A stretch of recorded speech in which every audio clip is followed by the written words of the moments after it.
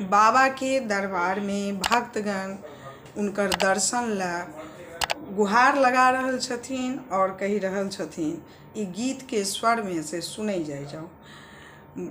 बाबा बैद्यनाथ हम आयल छी भिखरिया, यहाँ के दुआरिया ना।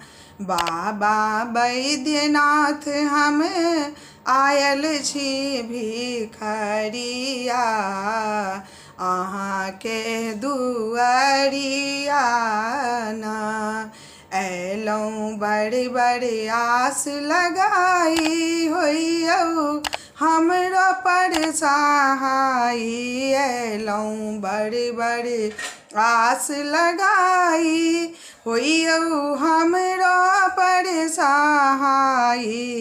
एक बेरी फेरि दियौ दानी, फेरि दियौ हमरो पर नजरिया, अहाँ के दुआरिया ना।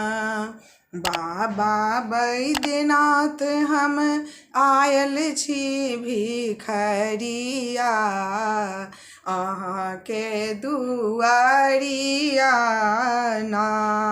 हम बाघम्बर झाड़ी ओछायब, डोरी डमरू के सरियायब। हम बाघम्बर झाड़ी ओछायब, डोरी डमरू के सरियायब। कखनो झाड़ी बहारब, कखनो झाड़ी बहारब, बसहा के डगरिया, अहाँ के दुआरिया ना। हम गंगा तट पर जायब, गंगा जल भरी भरी कलायब। हम गंगा तट पर जायब, गंगा जल भरी भरी कलायब। अक्षत चंदन यो अक्षत चंदन चढ़ायब, फूल के कलिया, अहाँ के दुआरिया ना।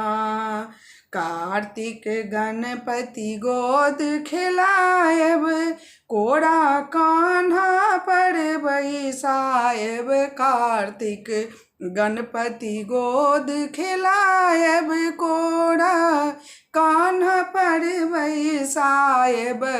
माता पार्वती सँ, माता पार्वती सँ करबै अरजिया, अहाँ के दुआरिया ना।